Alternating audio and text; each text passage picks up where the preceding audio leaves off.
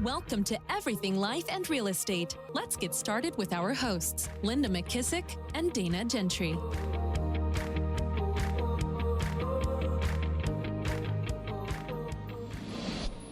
Hi, everyone. Welcome to Everything Life and Real Estate. I'm Linda McKissick. And I'm Dana Gentry. Hey, Dana, how are you?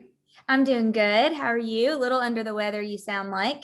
Yes, I am. I went to Boston and allergies were bad, and now it's a cold and, just that little nuisance. But I can't wait to hear about your trip. I've been waiting with bated breath. Yeah, it was a great trip. So we'll talk about that maybe on a podcast, or I'll share a little bit today. Yeah. We're getting ready for a derby party. How fun. Yes.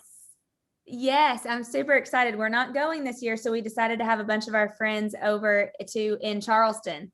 So, Roger, our friend from the downtown Columbus office, he's coming in town tonight, I think, and a couple other people, and my friends Josh and Heath are already here. So we're going to do derby outside in Charleston and COVID safe, but I got like a big projector and screen and stuff. Yeah. And some of our friends from here are going to come. So we're just going to hang out and make a day of it. It's supposed to be like 90 degrees too. Oh, wow. Great. I know. That would be a real good Southern party. Get you some humidity going. I know. We'll have some humidity and some ham biscuits and deviled eggs. Oh, sounds good. Yummy. Okay. All right. So today we're going to kind of answer a question, right, from one of our listeners. Yes, we had a great question from Dawn out of Columbus, Ohio. She's been in our Leadership Academy, and she had a really good question about how do rainmakers keep their teams together? How do you get the right people? How do you keep the right people on a real estate team? And how do you keep that good momentum going? She said she can tell the difference of where there are teams that have lots of turnover, and then there are teams that have the same people with them forever. And she just said, how do you keep them together? She said, I would love for you guys to talk about that. Yeah, that's a great one. Boy, we could do a lot. We could talk a lot on this one. Yeah, definitely. So for me, the first thing that comes to mind that has changed over the years as I've just made a commitment to mastering people. Yep. I think I remember my early days of hiring. I was the first person in my area to ever even have an assistant. Yeah. I mean, no one had an assistant. It was not received well, right? But at the time, I just thought I was hiring out of relief, right? I was just trying to figure out how to get more leverage and more time back. Today, I look at it and go, what I really should have done is decided when I first started my real estate business, what do I want the end result to be? Yep. Do I want a business that I can turn over to someone someday, that I can sell to someone someday? If that's the case, and I want to do as many transactions as possible. And if those answers to those things, any or all of those is yes, I don't really just need to hire my first person. I need to commit to mastery of hiring and keeping great people. And I think that's been the biggest difference is I think people get frustrated when they think it's a one-off thing. Oh, I'm just going to hire this person. Well, no, I'm going to master succeeding through people. And I make that my game plan. That's what I study by. That's what I learn and I'm not, I figure out what doesn't work. I think the other thing, this is a big one that I've learned over the last 12 months, Dana, is when an agent isn't in control of their lead gen and they don't have a great ad man, you're going to rotate people off your team because the value is not sticky enough. Totally true. That was one of the things that I wrote down. Yeah. So that's kind of what jumps to my mind first. What kind of jumps out at you on this? I had that one. I think a lot of times when agents are on a team and they don't have that value or what you said, that sticky in the admin, they don't feel like they're getting the value. I think the admin is the one that holds the glue together. Really, they even hold the rainmaker together most of the time. And when they don't have that, and the agents come on to the team expecting to have leverage and sometimes to receive leads, sometimes not, but to have the leverage of an admin, and that doesn't happen. I think that's when they see a lot of turnover. I also wrote down, you have to know their goals and your goals have to match. Because I think back to people who were on my team and then they weren't on my team. And ultimately it was because their goals didn't match my goals or my goals didn't match their goals. And it went both ways. Like even one they were, and we've talked about this before, but they were satisfied with making $50,000-$60,000 a year. But for me, that wasn't really enough. And so we had such larger goals than that. And so eventually, you know, I wanted them to do more than what they wanted to do. And they only wanted to do a certain amount because they were good making that certain amount of money. And really at the end of the day, you know, it didn't work, and it wasn't a good fit for them. And it wasn't a good fit for me at all either. And so I think sometimes you have to really think about what are your goals, and then do their goals match your goals, and are you all a good fit that way?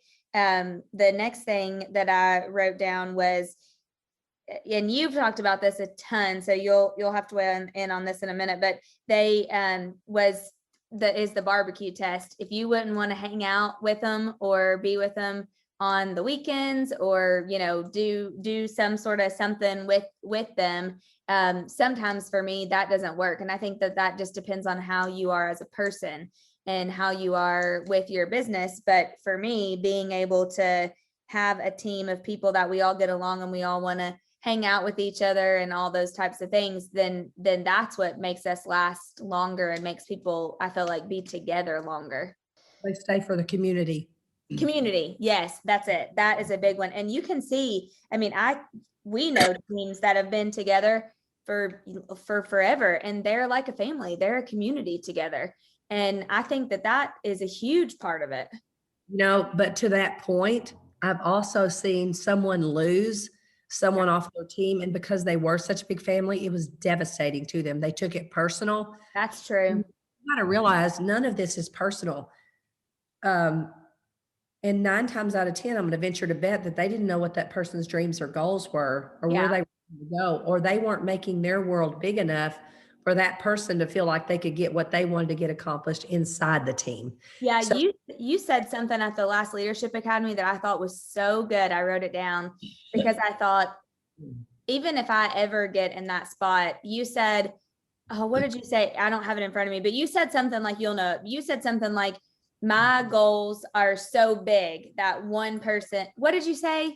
I said, your goals have to be so much bigger than one person who leads. Yeah. Yes. And when you said that, I thought, oh my gosh, so many rainmakers. I wrote that down to take back to the top 20% in my offices, because I thought so many of them hang their hat on just one person. Well, and the other thing that is a repercussion of that is they're bitter, and they really sever ties when the person leaves, because nothing pains me more than to hear someone say, well, I was on so-and-so's team and I completely went to another office because it wasn't a pleasant situation. That is the worst thing, because what people aren't seeing is people come back to you. There's another opportunity for you guys to do something later. But if you burn that bridge, they're never coming back. They're just never going to cross it again. And so I think that's why we got to get the emotion out of it. It's got to be logical. It's got to be always about them and their goals and their dreams. And you have big dreams and big goals that, again, doesn't crumble when one person leaves you, and you don't take it personal. Yep. And do something stupid like treat them bad when they leave. Totally. Right? Always leave them with a blessing to do better. And if we can ever figure out a way to work together better, we figure that out later. Yep. Yeah, you know, I love that.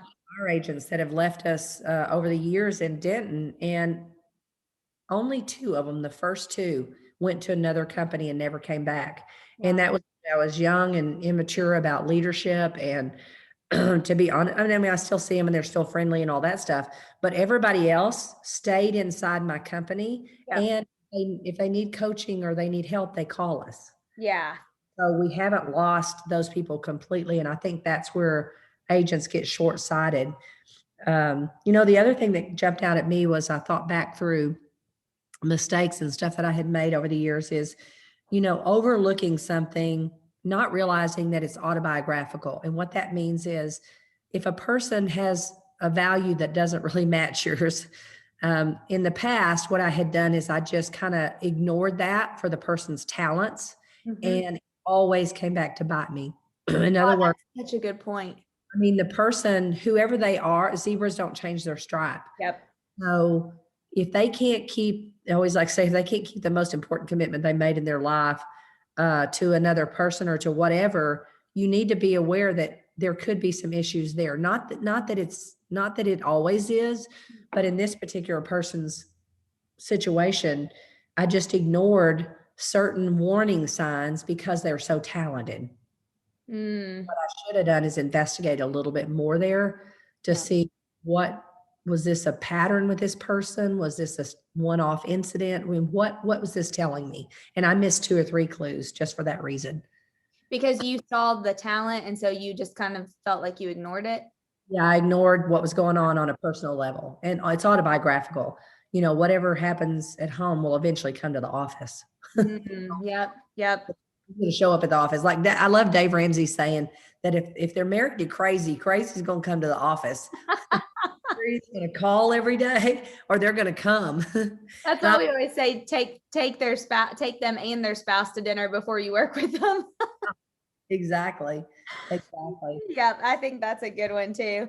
I was thinking back to times, and I've had some really great people, and I still have good relationships, with most of them. Maybe one that I don't, but they had some kind of that crazy too.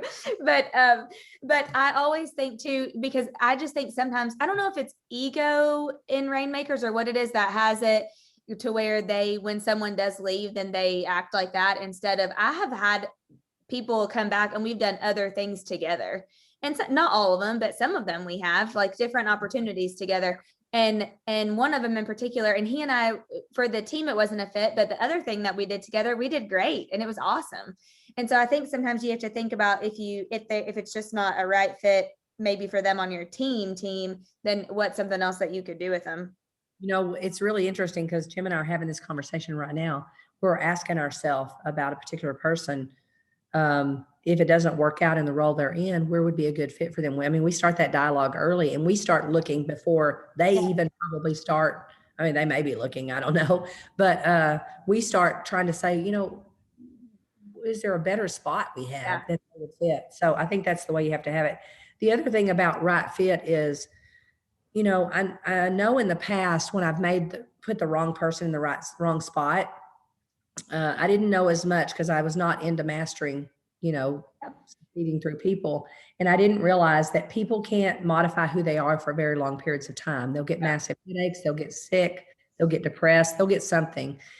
And I used to feel like it was bad for me to let them go if they weren't a fit. And now I feel like it's bad for me to keep them in a spot that they don't match and that they aren't doing well. Because I don't think there's a superhuman being that wants to get up every day and not succeed at a job and feel good about it. And if you are, you don't want that person on your team, right? So I think that's another big difference between how would I do it now and how did I do it then? Then, I made a lot more hiring mistakes because I didn't have the career visioning process. I hadn't taught it, 50 times and been to it 50 times and whatever number I needed to master really what it was telling me. And you got to put time on this. This is time on task. There is no way you can master people by going through career visioning one time. You got to go over and over. And, it's interesting. Yesterday, Sarah on my team went back and looked at a KPA of somebody and some things that were happening kind of made sense. And I thought, that's so true. Sometimes I don't catch things on the front of a person's, personality assessment. But if I go back and I start to question or ask myself questions, I can go back and see very clearly. And I think that's important to do because it's going to help me catch stuff like that on the front end next time. So was there an example? You mean, so she looked at it and saw something that she looked at it and what she saw was the person, some people are going to go figure out what to do and bring you the solutions. Right. And some people need you to say, this is what we need to do. And they'll just knock it out. Yeah. That's the kind of situation. So not right or wrong or bad. It just was. And so it helped us understand how to better work with the person because they're great. We're not looking to get rid of the person. But that told us a lot about, okay, that makes sense. Yeah. That makes sense why we really need to have a good plan and they'll just knock that plan right out when we have it. You also just said something that made me think too. I think sometimes when we see teams that have a lot of turnover, they're not taking the time, they're hiring so much out of pain that they aren't actually they're not taking their time in the hiring process. And you really took your time in the hiring process with Sarah, and I love her. Oh, I love her too. She makes like Jimmy said to me, your energy is just through the roof with her. Yeah. Because there's nothing that feels better than the right team players playing together, right? And so that's what I wish for everybody, but it's not going to come until you, number one, get kicked in the gut a little bit. And number two, you commit to mastering what you have to master to put the right people in the right spots. It gives me energy, and I enjoy it so much better. And there were moments when I wanted to just make a decision, because it's hard. It's extremely hard to take your time through the process. Yep. Two things from that. One, the better leads are always going to come from somebody you ask. I was asking everybody. And this lead actually came from someone from our church who sent me an email and said, hey, we were wanting to do real estate investing, and you guys have helped they named another person who had helped at the church. Would you help us? And I said, absolutely. But here's your first step. You got to go read our book, Hold. And then you got to give us all the questions that you have, and we'll jump on a call or we'll meet or whatever we need to do. And then at the end, I said, oh, by the way, I'm looking for, someone to be on my team, an executive partner. Do you happen to know somebody? And she had Sarah. Wow. Sarah was moving back from Seattle. So it was like perfect timing. Thank God. I appreciate it. And I just learned those resumes were killing me. The people were just, and it's so funny. What I learned about myself, Dana, is I want to like everybody.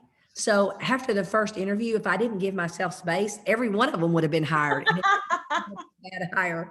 Every one of them would have been a bad hire. Not so true. A great hire. Let's put it that way. Yeah, that's so true. I had to learn to give back up, Linda, back up. I want to fix everybody. I want to make them fit. Yeah. Gosh, I did not realize that about myself until I did this process. And then I had to realize, okay, I can't do that. I need to look for one.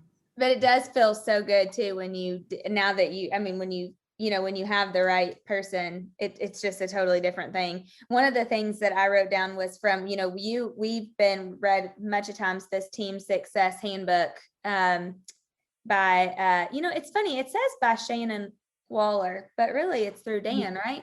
Yeah, but it is, Shannon Waller is one of his key players. And she wrote it. Yeah, she really works more on the team side of everything. Yeah, it's great. Well, we're rereading this right now with all of our leaders, and I love it. And it says one thing in here about relationships when you have teams, and it said it's in the beginning, it's important to manage expectations. And I love this part. It said for really great, successful working teams, don't expect for the team members, don't expect to be managed. Manage yourself and manage up. Don't wait to be told what to do, which you kind of said this. Figure out what you think needs doing. Check in if you need to and do it. And then don't expect other people to always pat you on the back. Learn how to motivate yourself and ask for positive feedback when you need it. And I think I was thinking about that, thinking a lot of times I think people come on teams, and as the rainmakers or the leaders, we don't manage their expectations right in the beginning. And I think if we can give them with a mindset, I just am leading another new team right now. And I said to them, I need self-managed people. You got to be self-managed, honestly, to be able to really work in the team environment that we already currently have, because everybody else is pretty self-managed. Mm-hmm. And when they're not is when I start to get crazy. And when it gets wobbly, like it feels like the wheels are starting to fall off the bus. Yeah. And to that point, if you don't get those kind of people, you're letting your other good team members down. And I've seen good team leaders leave because you keep bad team members too long. So true. So everybody knows that it's called Team Success Handbook by Shannon Waller. And what you do is you give this to the team members. It's from the team members' perspective. And Sarah read it. I had her read it. I had her a whole bunch of stuff kind of in order to try to get her caught up to speed, because number one, she was from another company, and she'd been in real estate, but she was from another company. So I'm like, okay, she's got to get up to speed fast. And so I had some classes for her to take and I had some books for her to read. But when she got to this one, it's interesting. We do this assessment called Colby, and the Colby tells you how a person likes to take action. And I love it because, I'm a quick start. And so if people are too low on their quick start, I feel like nothing's happening. Yeah. I feel like the paint's drying on the wall. We got to get in gear here. And so, but I also need people with follow through, a lot of follow through around me. And so when her Colby came back, there was a little piece of it that showed there was conflict. And she said when she read that book, one of the things that she realized was when she's not confident, she reverts one way. And when she's confident, she reverts another. Yep. That was very interesting. Aha. So I now think it's important when the person reads it to ask them, what did you get from that? What were your thoughts? Your ahas? Because if you got someone that said, oh, I can't work like this, I'd rather know up front. Maybe it's even something that you read before you hire them and ask them what their thoughts are. That's a good idea. It really lays out for them what it's like to work for a real entrepreneur. And I'm sure if they're not prepared, it could drive them crazy. Mm-hmm. Yep, absolutely. That's a great idea to have them even read it before, honestly. And I love it because it's such a quick read. I mean, you could read it in 2 hours. It's so quick. It's really, really great. We'll link it in the show notes too, but it's basically 12 strategies for highly productive teams when you work for an entrepreneur. So it's really great. Yeah. So let's do a wrap up here. I would say, follow a good process. First of all, commit to mastering success through people. Yep. If you don't, and you don't spend some time getting better and better at putting the right people in the right spots and leading them, it's going to constantly be annoying, and just prepare yourself for that. But hopefully you're out there listening to this and you're playing the long game in this business. You're not playing the short game. And the long game says, I'm going to be doing this for a long time. And I don't care, even if somebody says, I really don't want to build a team, then as you are a great agent and you get better, you kind of can't keep the business away. Yeah. So what's your plan? Are you just going to refer the part out that doesn't, you don't need to hire other people for? No right or wrong, but just have a plan for that. And then commit, if you are going to do it and you are going to succeed through people, commit to mastering people. And I would say one of the things to do is master a great process. I could not do as well today if visioning had not been a course that we were allowed to take and master and all those things. So master a great process and commit to mastering success through people. And that means developing yourself. How do I get to be more of the kind of person that people want to follow? How do I, and I think another one, Dana, is set expectations out. And I think I've told you this before, but one of my favorite forms that Dan has in his program is called a 4x4. Yeah, I love it. The top one is performance. What do they need to be alert to, curious to, responsive to, and resourceful to? And the second quadrant is what results do they need to have faster, easier, cheaper, and better? Yep. And then the bottom is actually where my favorite. How do they be a hero to you? Because who doesn't want to be a hero, right? And what drives others crazy, or what drives me crazy even? Because there isn't anybody on your team that wants to drive you crazy, right? So I think decide to master success through people. Your life will never be better than when you do that. Number 2, commit to a great process that helps you do that. And then number 3, set really great expectations with people, and then just go have fun. Go hire people that you could go eat a barbecue. You can go invite to your barbecue and have fun doing it. And massive results that you could never get without it. Yeah, I love that. I had one last thing I was going to share, and and we'll link in the show notes, but I've used this several times before with our ALCs and with our teams and all that. And it's 10 questions that build better teams. And a lot of it is really good because it's diving in, and I'll just quickly go through them. But number 1 is, in your opinion, what are the main reasons that prevent leaders from asking great questions? Number 2, in the past year, how have you invested in your personal growth? Because a lot of times when people leave, it's because they'll say, oh, well, I want to grow more, on a personal growth level. And what specific plans do you have to reach those goals? Number 3, what are some practical ways that we as a team could practice better listening skills? What's missing and what do we do well? Number 4, how many hours a week are you sleeping or resting typically? And on a scale of 1 to 10, are you completely exhausted at 1, or are you fully energized at 10? And they say to ask that because when you know that about your team and you know their energy level, you can figure out the kind of where they are with stuff. Number 5, whose leadership has had the greatest positive influence in your life?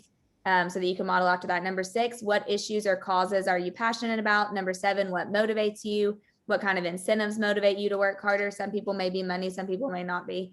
Number 8, if you were in charge, how would you address leadership decisions on the team to make our organization better? And then number 9, if it's true that people leave their bosses, not their jobs, what can leaders do to retain their talented employees from your perspective? And number 10, what experiences, relationships, and environments would help you the most as you develop in your leadership? And I love all those because it truly, in reality, a lot of times they want to get better. They want to grow as better leaders, even if they're just agents on our team. They still want to grow in their leadership. And sometimes I think we can forget to help them grow in their personal growth. And we just focus on how many more deals do they need to do. Yeah, good point. So those are questions that you ask your team members. Yeah. Yeah. Yeah. And actually pulling this up, I was pulling this up for this podcast and I thought we haven't done this in probably the last year. I want to go back and redo these questions. Yeah. Or, the one good thing too is, and this is what I've learned from teaching Fierce Conversations for many years, is I've learned to look for a moment that I could say, this is the appropriate question for this. Yes. I mean, if you have them, and this is all part of mastery, right? Yep. Is if I'm going to master this, then I'm going to master great questions. Most people think that leaders have to have all the answers. I think they have to have great questions and be willing to truly listen to what the answers are. Your first one was what makes people afraid to ask questions. Yeah. The first thing I thought of is they're afraid of what the answer is going to be. The answer is, I got to get me someone else, and I don't want to go through all that again. So true. That's awesome. Well, good stuff, Dana. So this is a good question. Thanks, Dawn, for asking it. Yeah, thank you, Dawn. That was we probably could have done 2 episodes on that one. Somebody will have a different question, kind of, but the same question, and we'll get to dive into it again. Well, before we end real fast, tell me what was the best thing about your trip, and then we'll have to do another episode about the trip. Okay. Yeah. Well, I went to Boston and we spent time with John Maxwell and Doris Kearns Goodwin, who is a historian, and her husband was actually the speechwriter for the Kennedys and the Johnsons. And, I think the best part for me was a moment when she lives on top of the Ritz. I said, how does a historian live at the penthouse of the Ritz? But I know now. I'm like, wow. So there's just not a limit on what any career you have can make you. Anyway, she's been very successful. Her book about Lincoln got turned into a movie. But as all of her great successes, what she really was proudest of was her husband. Wow. And even teared up because he's been passed away, I think, for a couple of years now. And you can tell it's still really hard for her. Yeah. And she's going to probably write a new book about both of them together. And we just think it would be the most beautiful love story ever because the way they probably work together, I could almost envision her saying, hey, I'm working on this. What do you think? And him working on the speech. And what do you think? And it was just a beautiful moment that kind of teared me up to think, this was the love of her life. And this was a beautiful relationship. And they did some amazing things together and separate. And so I think that was my favorite part because it reminded me, to cherish my relationship with Jim and, what a good team we are. And you think things last forever and they just don't. And so that was a really, teaching moment to cherish every moment as if it was the last, because you just don't know when it is. Wow. Yeah, that's good. I loved her when we got to listen. We did get some leadership lessons from her that she learned from presidents. So what we'll do is we'll share that at our next Leadership Academy. And then after the Leadership Academy, we'll share it on the podcast. Yeah, great idea. I can't wait. That sounds great. All right. Well, Dana, enjoyed talking to you today. Great conversation. Remember, if you hadn't hit subscribe, please do. And the way you can really give Dana and I a big compliment is to pass this podcast on to another fellow realtor or business person that you believe could benefit from these conversations. And if you have a question, comment, or challenge or opportunity that you'd love for us to discuss on the show, be sure and reach out to us at info@everything life and real estate. Dana, I'll talk to you next week. And until then, we'll see you. Sounds good. See you then. Be sure to subscribe for more business strategies and tactics to inspire you to live an abundant real estate life. Don't forget to rate and review so we can bring you the best content. Find this and other valuable information at everythinglifeandrealestate.com.